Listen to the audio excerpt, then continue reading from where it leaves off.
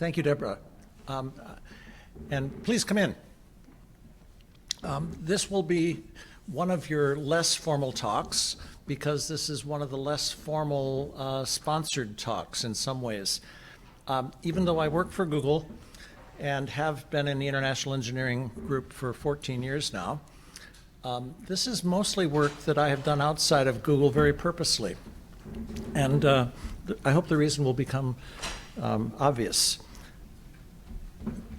If people have gone through all the work to develop a writing system, to work for the very long time it sometimes takes to get through the script encoding committees and get their writing system into the Unicode standard, they are often ready to start using it. And they expect that this will be available on their devices that they have in their pockets, their laptops, their computers. They expect that people around the world who speak this language will be able to use the efforts or use and benefit from all the efforts that they've made. But for many communities, particularly those that have fairly small populations using their languages or their writing systems, this doesn't happen by magic. And in fact, since all of us are technical people, we know what it requires or what is required to actually get the languages out there in front of everybody. So when a script is standardized, big challenges remain.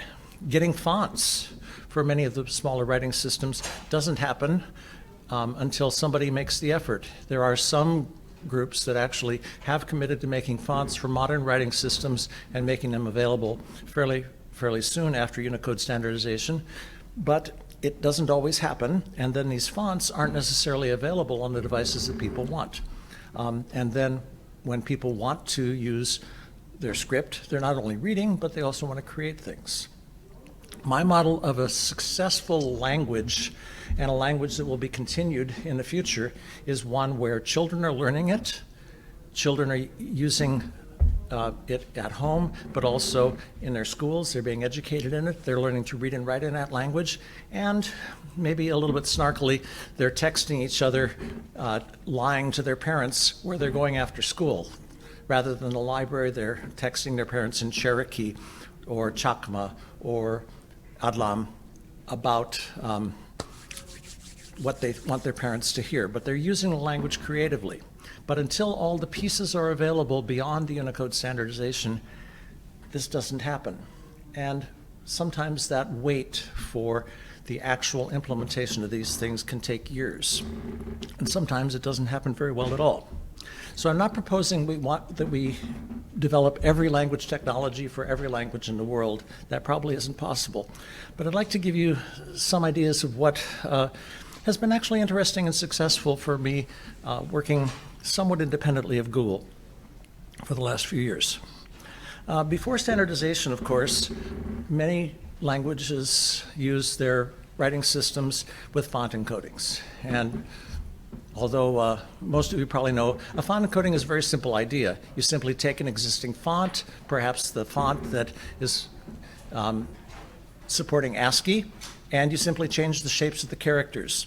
So in this particular case, we have the Sunawar script in the ASCII range. And if you look at the number, or you look at the names of the characters, these are A through Z, and the shapes have been changed. This is pretty straightforward to do. Then people can easily type these characters on a standard QWERTY keyboard, select a font in their favorite word processing program, or whatever application they're using, and it looks like they are using the Sunawar script. And they are in the sense that the shapes are there, but of course underneath it's the ASCII character codes. And of course, for people to use this, it works very well when they can physically share the font among the computers that are using this. People can write a document, people can send the document and the font to someone else, and with laptops or desktops, this works very well. There are many examples of this. One that I ran into many years ago is the Navajo Times Roman. It's Times Roman, except the digits have been replaced with vowels that are decorated with various various diacritic marks. And so Navajo can be communicated very clearly, But when people want to use Navajo in the modern world of the web, it gets a little trickier. First of all, because it's ASCII underneath, the text to a search engine or the text to almost any application looks like a bunch of digits interspersed with the characters. And so search doesn't work. It only works for showing it when someone is actually taking a website and applying a web font to that actually interprets it properly. But of course, for most things it fails, and particularly now when everyone expects that his or her language will be usable on social media. Without the font being installed, people can't actually use their languages very well on social media and other things. And generally it's not available on mobile unless people go to the sometimes possible extraordinary effort of installing a font. But then making things into a system font that is applied in the right places for their language gets really complicated, especially if they still need to use something like a regular ASCII font. During the standardization process, the script standardization is a slow process, as Debbie will be happy to tell you about, but it's slow for a very good reason.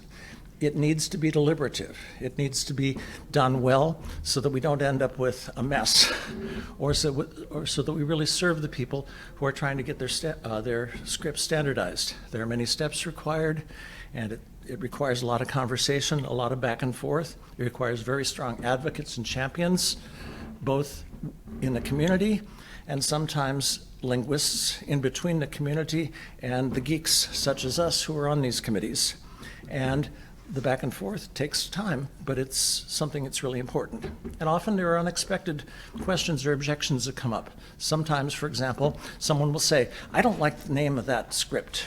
That is the inappropriate name for the script. It can slow down the process by at least 1 or 2 cycles of the monthly meetings of the script ad hoc. So this doesn't happen quickly. And after standardization, as I suggested, the expectation of the communities is very often, it's just going to start working. Because, of course, many communities around the world do not understand all the pieces that have to be put in place to make this happen. Unicode standardization has been one of these marathons that they've run, and they get to the end, and they may get a ribbon at the end of the race, but they still can't use their language on social media. They still can't text and do all the other things in their writing systems that they want to. Because fonts have to be created, desktops, laptops have to get updates, applications need to be able to recognize a new range of characters as legal Unicode stuff. If there is a font available, it needs to be installed on those desktop or laptops, and the applications need to be told that this exists. So I've seen lots of people who say, well, I've got the font, but my Chrome browser doesn't recognize it. Why? Because the Chrome browser hasn't been told that this font is available as one of the fonts that are legally to be applied. And then input methods are needed as well. And of course, I mentioned the mobile challenge. One of the things about mobile devices is that the updates are relatively infrequent. And in most cases, at least with Android, people can't install their own fonts, even a Unicode font. So I'm lucky I have a phone where I can still get the updates from Android once a year, but many people with older phones or phones that don't have enough memory or don't have enough processing power or aren't automatically updated can never get the fonts themselves for the languages that they want to read and write. Google builds Gboard. There are 950 plus different instances of Gboard, different languages, different writing systems. But Gboard isn't going to be installed unless there's a font for the language that's expected to be written there. So even though Gboard may already support a language, people with an older phone may not be able to take advantage of it. So the needs are, people need to be able to use fonts. Maybe their older fonts that they used as font encodings are perfectly fine, but they just needed to be tweaked to make them into Unicode-based rather than ASCII-based. And people also want to experiment with new fonts. They would like to explore ways of typing their languages. Maybe the ASCII way of typing with an A corresponding to that key would still work, but of course, when you have a Unicode version of your font and a Unicode version of your writing system, that A doesn't produce that shape anymore. You have to have something that produces the actual Unicode output. They would also like to be able to explain to the people in the community leaders who've worked hard on this writing system, need to be able to explain, hey, you need to update your machines with new fonts, and now you need to switch keyboards. Your old method still will produce, if you have the old font encoding there, but it won't produce the new Unicode, and when you take that text and copy it into a social media, it will still look like ABC. Or people may not know how to actually use their new fonts and input methods with all the applications that need it. Often there are also existing documents that have been written with popular text processing systems, and they may have been written and purposely used with the old font encoding applied. It would be really great if they could also become available and use Unicode encodings rather than the old values. And so that is a manual process that needs to be applied, and many other things that need to be done after the Unicode process has been done. So what do people want when they have done the Unicode work? They want simply what you and I expect on every computer in the world. They want all the things that you and I get without us having to do anything special, without even having to ask, but they don't know how, or nobody's helping them, and they may not even know who to ask. Well, I've been in a wonderful position to be at Google in the International Engineering Project for a long time. I know people in the Unicode Standards Committees, and I have been connected with people in other interesting ways. My first connection with languages that were not the big languages was with a chance meeting with a man from the Cherokee Nation. And we started a conversation, and even though the Unicode process for Cherokee had been done, he pointed out to me that there really wasn't much understanding of how Cherokee language could be used in Google systems. And we worked together and developed Cherokee user interface. And it worked out very nicely because there were already some fonts available, and building a keyboard wasn't very hard to do. But for them to make the right connection and then to be told, yes, a big company will pay attention to your language and will support it, at least basic ways. Now, of course, people jump to the conclusion that, oh yes, and it won't be long before people will be able to use machine translation on the Cherokee language. As you can expect, that hasn't happened and may not happen for a long time. But the thing that was key to them is that somebody paid attention to them, somebody helped them get over the gap to actually using the language on their own machines. And not only Google, but Apple and Microsoft and other big companies have been very helpful with the Cherokee. The Cherokee folks gave me an example of what it means to people when they can start using their own language on the technology that's available. They get excited about it. Their kids can start using this in school. The kids can start texting. And even in many cases, the young people who are learning the language in immersion schools go home to their parents, whose generation may have missed the language for various reasons, and the parents start getting interested in the language that their kids are learning in the immersion schools, and that the grandparents may have been hoping that their language would not disappear. But this is hard for a company to do. Why? Well, first of all, collaboration with the community requires something a little bit outside the general procedures. And I don't want to say that I've broken Google processes at all, but I do want to say that I have decided that for a lot of the prototyping that I do that has no strict business interest for Google, I wanted to find ways that we could have some communications that worked a little faster. Of course, the communities that have 5, 10, 15,000 people, or maybe even 100,000 people around the world, are not going to have access to the technical skills and the proprietary networks within the company. And it's very hard for a company like Google to say, yes, we're going to support Cherokee there. But if we could work outside and help people understand some of the problems and challenges and solutions to getting their writing systems and languages supported better, and then provide an option or an example to a big company and say, yes, this is how it could be done, the big company can more quickly pay attention and note that people are excited about this and may find it in their resources to eventually do some projects to build actual projects.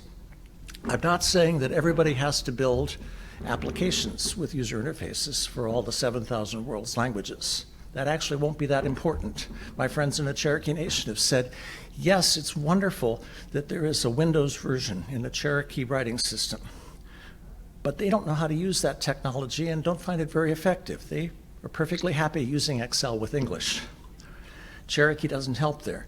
But the key thing was that people recognized that their language was important, and that gave them credibility within their own community to say, the language department in the Cherokee Nation has the recognition of the outside world with the big companies, and that helps people see that their own language is important as well.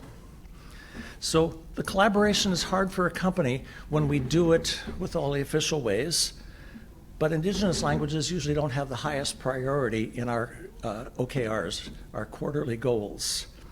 And in-house tools that I can use every day aren't available to the folks in the Native American communities or in African villages or in small towns in Australia, outback, or in remote regions of India.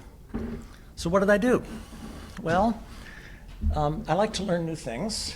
I may not be as fast as some of you 25-year-olds at learning new things, but I decided that it would be reasonable to prototype some of these things and work with them outside of it without making any promises that Google or any other company would actually support these things with real products, but to say, let's explore what it would be. How would it be to have a keyboard for typing your languages? What would it take to show your writing system? Do you have any fonts that you have available for it? Let's put it on a website where you can type and see the text and evaluate it and give us feedback, and maybe that will be useful for further work. Not only to inspire the companies to pick up what's been done, but to inspire their communities to get more involved in their language. So perhaps after doing some of these prototypes, then we can implement them in-house if it seems reasonable. So I built something called Language Tools. And the URL down at the bottom actually says languagetools-153419.appspot.com. And I just invented that number because Language Tools was taken, and I didn't want it to be Language Tools 2 or 3 or 4. I built this using App Engine, which anybody can use. It has a Python backend with Django templating. Unfortunately, it's still in Python 2 because I have not yet mastered the transition to Python 3, which App Engine wants me to do, but I'm working on that. I built this partly using Google Input Tools, which is a JavaScript keyboard, which is available on GitHub as an open source project. The user interactions are strictly within the browser. There's very little communication with the server. There's no data stored in the back end. And it uses common components for different languages when possible. And then if I have something special that I need for a particular language or a particular need, I can build specialized versions of these things. With whom am I working, you might ask? Well, my chance encounter with the Cherokee Nation led to them introducing me to the Osage Nation. It led me to getting some notice by other organizations such as the iMug group in this area, where I presented some of the work I'd been doing with the Cherokee, and we also brought the Cherokee folks to the Unicode conference a few years ago. By networking a little bit and people saying, hey, this was fun for us, this worked for us with the Cherokee language, I got introduced to other folks.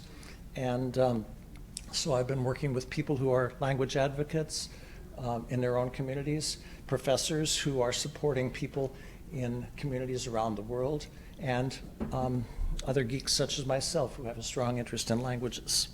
So these are some of the parts that are there. One connection I made was with a group called the Oneida Nation. They are a small group in Wisconsin near Green Bay.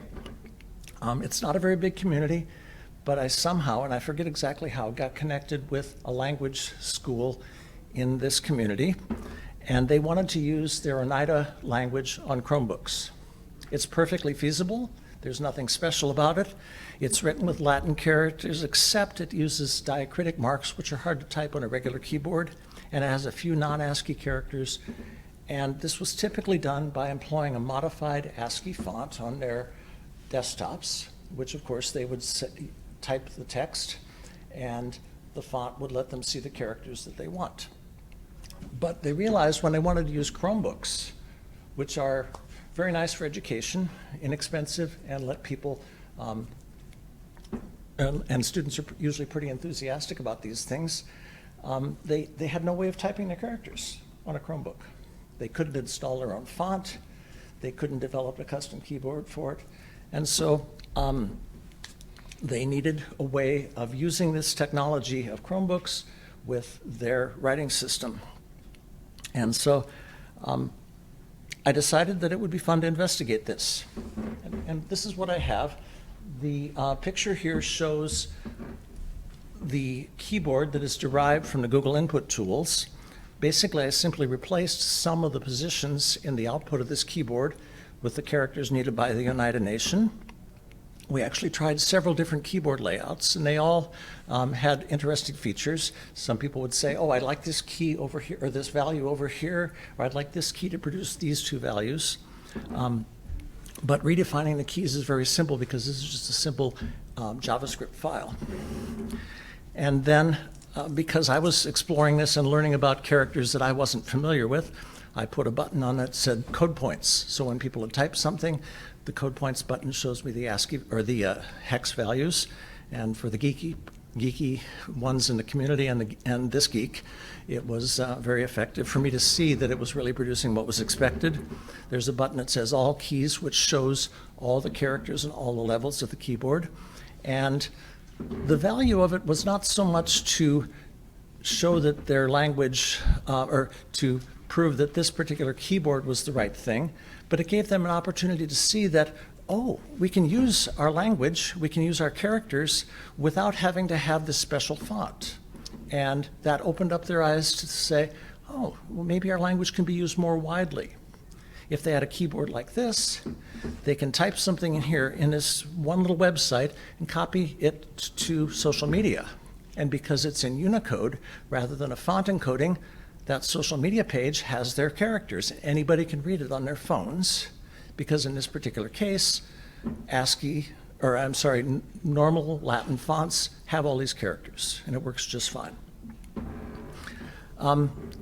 Delivering the keyboard, I built it at this website.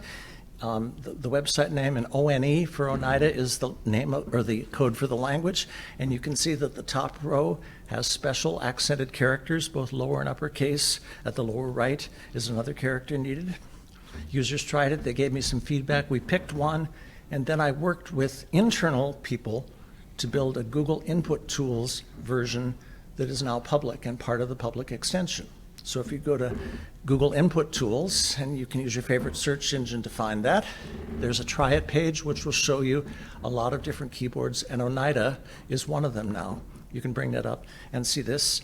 You can install it on your Chrome browser, and it not only works with my little website, which is just a testing page, but it works with any website on the Chrome browser. So they can use their social media accounts, they can bring up videos, they can do comments and texting, and all they have to do is select this as one of the options in their installed extension. And you can see I have several there, and they all work within this standard thing. But we didn't do the work before we decided this is the right thing to do. We did the prototyping outside with no promises, but once we had something good, then it wasn't too hard to put it into our actual release of the Google Input Tools. We also worked on how to convert Oneida font script into Unicode. The top window here that's called Old Oneida Font Data is where I type A through Z, and it shows, and the digits, and it shows the characters that they expect to see, but they're in this font encoding. But I wrote a simple little JavaScript. It's one character to Unicode output, and that encoding then is converted to Unicode standard text, and there's an example of the table of some of the characters, the one-to-one or sometimes one to more than one transformation. People can paste these and take existing text that they might have in a document using their font encoding, and all of a sudden they have Unicode text, and that can be used anywhere. So that's one example.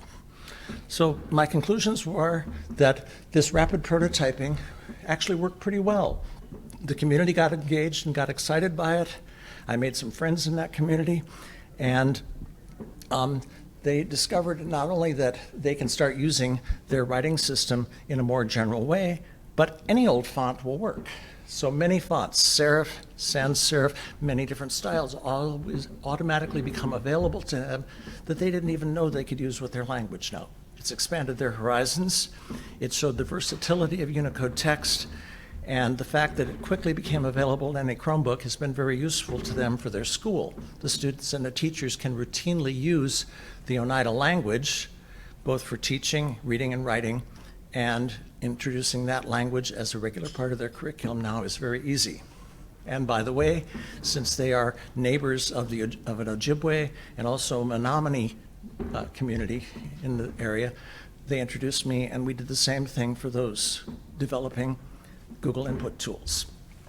And so a number of those things on the Google Input Tools website are things that we built together with this community. Now, I'm not a member of the Google Input Tools team, but I'm not very good at staying in my lane. And so I asked them, well, can you do this for me? And most of the time the answer is, well, we have our objectives that we have to achieve this quarter. I don't have time. So I did take some of my own time and play with these things and learned how to do at least basic Google Input Tools. I'm working on learning how to build Gboard. That's a little more complicated. And, but for this particular thing, it's been effective for the Oneida community and other ones. We did something similar with Chatino, and this is another example. It's an ancient language family. It's in the Oaxaca region of southern Mexico, and it's actually a variety of languages, but Chatino is one of them. And I got in contact with the professor, Emiliana Cruz, at the University of Texas at Austin, and she said, you know, the people she works with in that community, she is from that area, use Latin script, but because the language is tonal, people have decided to indicate the tones explicitly. And in handwriting, they put a capital A to indicate a particular tone. And so they can put that capital A as a superscript over any of the vowels, or a capital B or a capital C to indicate the tones. Not any one of these languages uses all of those tones, but they need at least 10 different tones. The way they did it was, of course, in a word processing program, type the vowel, then type the next thing, then superscript it with the styling, and that works very happily when you're exchanging documents or exchanging things with that font. Actually, it works with almost any font, but copy that and paste it into a social media site, and what happens? The styling doesn't go with it. So it didn't work, and I said, what the heck's going on? I've had to explain a lot that styling in particular programs does not copy and paste infinitely or to every place. But, and pardon my typos here, the Unicode standard already had capital A, B, C, well, capital A, B, and a number of these other characters as Unicode characters, also some lowercase ones. And so we said, you know, let's try this with Unicode characters. And we did something very similar. We built some keyboards, and we tried replacing the digits with these Unicode superscript characters. And it turns out that when you build a keyboard that lets people type these and they output the Unicode styles, they get the text they want. And again, it can be copied and pasted, and then it's portable, and that's really valuable. It wasn't too hard to show them that different Unicode fonts could be used, not only the Gentium font, which also had two characters that were not in Unicode at the time, capital C and capital F in superscript form, but some Noto fonts in it, actually almost any Latin font. And took the additional step after we had tried several prototypes at our website here. I learned enough about how to use the Keyman application, Keyman Developer, and I built a keyboard for them that works on their desktops, but also works on their mobile devices to put those superscripts there. So now with a long press for a vowel, such as E or B or anything up to M, as a matter of fact, with the long press, they can indicate the tone marks.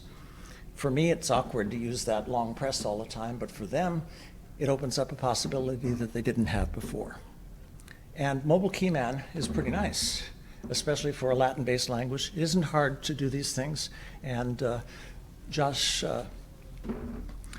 who gave a tutorial with me yesterday, will be talking more about Keyman and how it can be used at this conference. So that's a resource. Again, we don't have anything in Gboard yet, but we did build Google Input Tools that allows people to do this exact same thing. Oh, and if they want to use the digits, they're there, but they're on a different layer now. But for their typing, this works pretty well. And the side benefit was that people noticed that there's no capital C, there's no capital F, and so immediately Dr. Cruz worked to make a Unicode proposal for these two additional Unicode superscript characters to be added, and I believe they're in part of Unicode 14 now. A little more complicated example is the Thai Pake language. Thai Pake is one of the Thai groups of languages, but it is typically written with the Myanmar script. And not only the Myanmar script, but a distinctive style, which I'll show you in just a moment. It's a very small community. There are only about 8,000 speakers, but they seem to have the ability to use mobile devices, and like everyone else, they want to use social media. There wasn't a standard keyboard defined, and they live in a fairly isolated region of the eastern part of India, the Assam region, but apparently they have connectivity, and they have the great benefit of a connection with Dr. Stephen Moray of La Trobe University in the Melbourne, Australia area. I met him through another contact with Australians, and he suggested that maybe we could do something to support this language. He's done a lot of work, again, with an encoded font, so ASCII characters that are actually printing out Myanmar script, but the Myanmar script has some differences between the way it's used in the Burmese language. The Thai Pake language uses some things that are a challenge. First of all, the ASCII encoding font wouldn't work on social media and wouldn't work unless you apply the font explicitly, which works fine in many word processing programs. They also need characters that aren't on a regular Burmese keyboard because they use a different set of characters, and many of the Burmese language characters aren't needed in Thai Pake. So it's a different set, similar to what you would use if you were using a French keyboard. Different characters would be present that are necessary. But they also have this thing that they like to have their characters with dots. So the top version here is standard rendering of a phrase in Thai Pake. It looks like Burmese, and it is readable, but it isn't very nice. People don't like it. They much prefer the second form, which has dotted forms of many of the characters, and they really like the form at the bottom. Unfortunately, the form at the bottom is a font that you won't find on a mobile device, but the one in the middle is Noto serif, and how to get those dots there? Well, the dots come with an interesting thing that people helped me discover in Unicode, something called the variation selector. Some writing systems have some characters which are allowed to have variation selectors. Basically, it's saying, given this particular character, if you put another code after it, say FE00, then it will tell the font, if the font has an alternate version of this, to select that alternate form and put it there on the screen, or put it there on paper. And it turns out that the Myanmar script has the dotted forms that the Thai Pake people want to use, but nobody had ever turned on the variation selectors for them. So I said, what the heck, let's try it. So we built a keyboard, again, using the Google Input Tools model, made each character output 2 characters, the Myanmar character and the variation selector. And we found out that all the Noto fonts for Myanmar actually do this. Actually, not all the ones. Recently released versions of the Noto fonts support this, but not all Myanmar fonts. And so that gives us the forms at the top on the right, and people like that fairly well. It also encouraged people to work harder to develop a Unicode version of the font. So the Ramayan font, the Ramayan Unicode font was developed by taking the old font encoding that they really like the style of and changing the numbers of it, basically. So this is now Unicode. It isn't going to be easily installable on the mobile devices, but Dr. Mori is working with people to find ways of getting that so that it can be used in their community. We also built a converter, and the converter at the top shows the ASCII forms, numbers there, and at the bottom shows the output in Unicode, including the bold-faced variation selectors. And again, the Unicode transformations between the hex codes, which are in ASCII, and the Pake forms, which are from the Pake encoded font in the 3rd column, and then the Unicode output in the 4th column, show you that the conversion is pretty straightforward. And again, people can take their old documents, including documents, academic documents that Dr. Mori had developed, and we were converting them to Unicode. The final one I'd like to tell you about is Sunawar. Sunawar is a language community in eastern Nepal and in Sikkim, which used to be an independent kingdom, but that's another story. But the Sunawar-speaking people are distributed across these. They haven't been able to talk to each other in person for the last 18 months. But there was a script developed for this, actually 2 scripts, and Anshuman knows about this quite well because he's been working with them for a long time. The script was developed in 1942, and you can see some handwritten forms here. It has a name which I don't know quite how to pronounce, but Koitspress. Koits? Koits. Okay, my Midwestern American ears and accent don't work very well with that. It's not yet in Unicode, however, but they'd like it to be in Unicode. And it's spoken by maybe 40,000 people across the border. It's written in Devanagari very often, but they would like to use it in their own writing system because, as you all know, language is not just a means of communication, it's identity. And script often is very, very closely tied to people's identity. So although the first Unicode proposal was made in 10 years ago, it did not proceed until fairly recently. But again, through the Script Encoding Initiative and Deborah Anderson and other people, we got connected here. Also working with a group called Translation Commons, that is working on language digitization initiative. I did my same trick. I built a keyboard, but instead of having a Unicode font associated with it, I used their font that they gave me. Sometimes having people send me their font is something that gets them really interested in their own language again. And they say, oh, where's that font? What does a font mean? Because they're used to it, but they don't know the technical details of it. When they find it and send it to me, then I show using their font in a different form. And it's available online on their computers. Now, my little website is very primitive. It isn't pretty. It isn't pretty at all. But, and people can't use it on their mobile devices. But on their computers, their laptops or desktops, this works fine. And I use web fonts to make sure that the characters appear correctly. and people can start typing and trying prototypes for their keyboards. I also wanted to point out the useful links column here, which you probably can't read.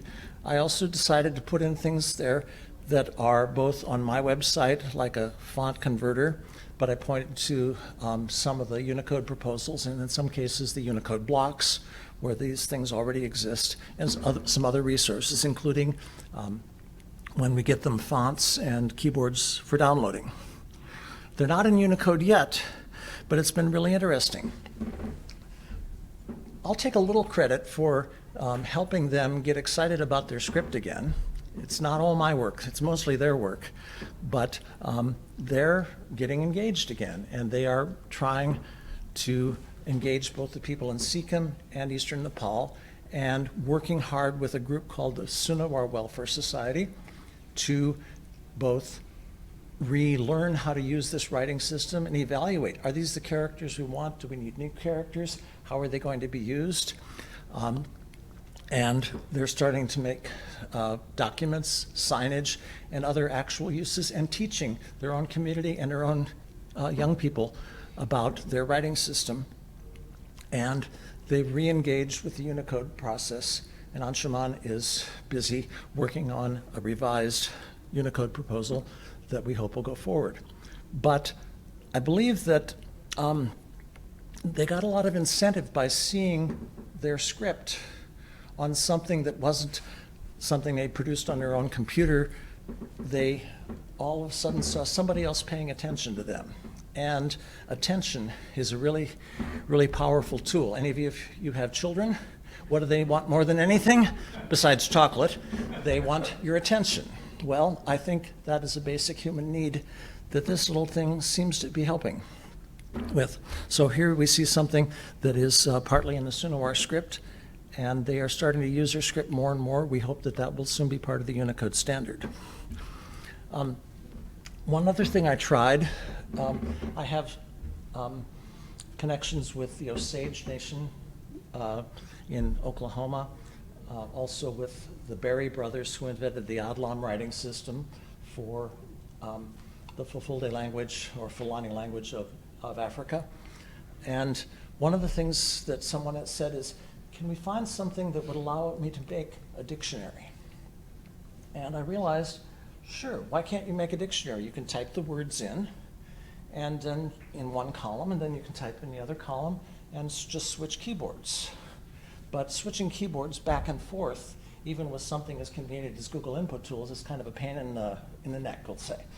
Well, I tried this. It hasn't been used a lot, but because I could build these custom keyboards, I set it up so that when people go to this page, they can type in, say, the Taipake keyboard in the left-hand column, hit return, that enters it into a growing list of words, and then it switches to an English keyboard, so somebody could type the English word, hit return, it goes to the next line, and it's simply a way of accumulating parallel lists of things. It hasn't been used a lot, but I think this has some potential for people who want to build things like simple dictionaries or parallel word lists.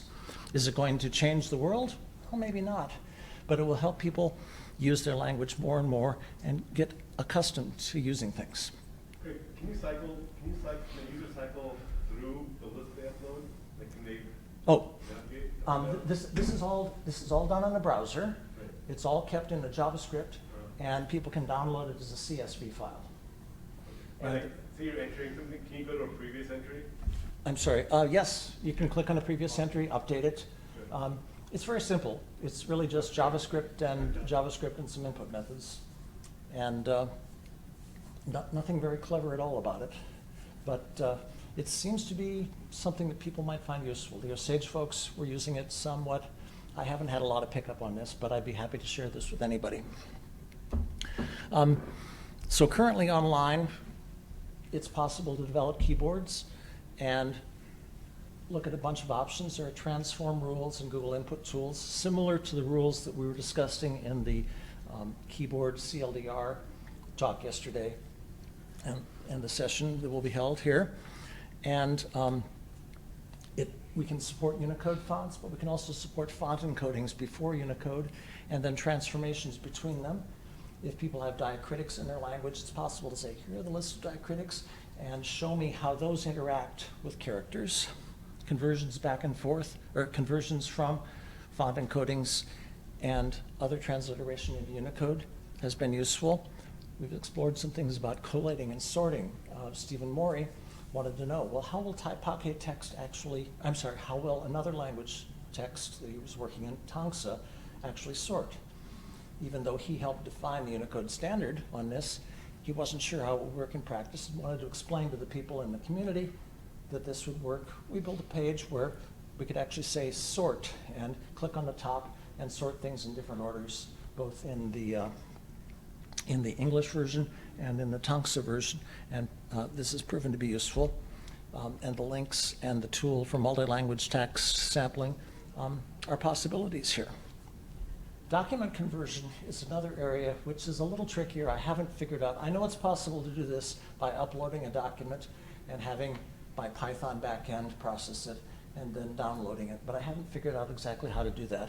But Python has tools to read PPTX, DocX, XLSX, basically XML versions of those types of documents, and parse them.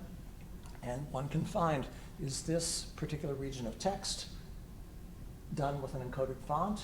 Simply look for the name of the font. If it is, do my conversion, and I'll put that same field into an output document that has a Unicode version of that text. And so it's possible to take in a Microsoft Word document, and I'll put a Microsoft Word document in a Unicode form. It works pretty well. It isn't perfect, but it works pretty well. And this is command line only, but I can export this program so my folks in the Cherokee Nation and the Osage Nation have used this for their old font encoded documents. The current approach isn't very good. It kind of stinks and it has a lot of holes in it, but it's pretty basic. It doesn't have really good keycaps on those fonts, and that when one changes the layer on this, the web font doesn't quite work perfectly well with. It doesn't work on mobile device. The interface is only in English because that's the language that I'm comfortable with. There's a very limited feedback tool, and there's not much documentation. I'm not very good at the implementation because I kept changing my mind and learning new things, and it's got a very simple UI that still may be incomprehensible to people who want to use it without a little bit of explanation. But I would be happy to have people help me. I have on the order of, I would say 60 or 70 different pages like this with different languages. Some of them are as simple as building a keyboard and letting people try it. Others are simple as saying, here's a font and convert it to Unicode. And we use that for some of the internal things at Google to build this external tool that people from the community could verify that we were doing the font conversion properly, and then we could take that data and use it internally with Google for things I can't tell you about. But if anybody would like to work with me on this GitHub project, I would be very happy to have partners. I will be not too badly hurt if you point out my terrible coding, but I will be happy for people to help fix things up and add more languages or extend some of these things if you're interested. And it's under GitHub, under language tools, and you can take a look, and I'd be very happy to hear from you. Just here are some of the partners I've been working with. These are mostly external people, but I've also been working on this with some people inside Google, not on this website, but taking the things I've learned, especially conversion from font encodings into Unicode and using those effectively. My latest partners have been the Plains Cree community in Edmonton, producing a keyboard, phonetic keyboard for typing in Plains Cree, but also the Makah Nation, which is on the Olympic Peninsula, a very small community, but they want to do the same thing that the United people did. They just want to type their languages, and they want to use the modern tools for it, and many other communities around the world. So my chance encounter with the Cherokee Nation has led me to some very interesting things, including going to Paris for the International Year of Indigenous Languages, connecting with Translation Commons and some fascinating people. And I hope helping some people to feel like their language has a place on the internet. Conclusions? doing this thing a little bit outside of Google could have gotten me in trouble and may still. But I won't claim to be as good as John Lewis, but maybe it'll be good trouble if that happens. So if you're interested in knowing more, you know where to find me. Thank you all.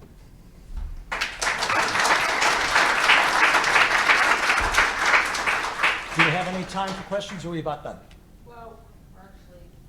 I'm over? We're at time, so we could maybe take one and then. Take one question, and then you can assault me afterwards. Any questions? Yes, sir. So you said in the beginning, when you start working with a community, you start with no promises. Yes. So have you ever been in a situation where you started working with a community and had to disappoint them? The previous talk earlier today with the Rohingya community, I've been working with him, and I've said I will be happy to submit a feature request for Gboard, for a Gboard version. That hasn't happened yet. He would love to have that happen. We are working together on a Keyman version of this, which would be outside of Google. So yes, he would love that to happen, but I'm very careful to say I cannot promise that Google will ever do this, but let's explore and let's see if there are some other ways of possibly doing this for you.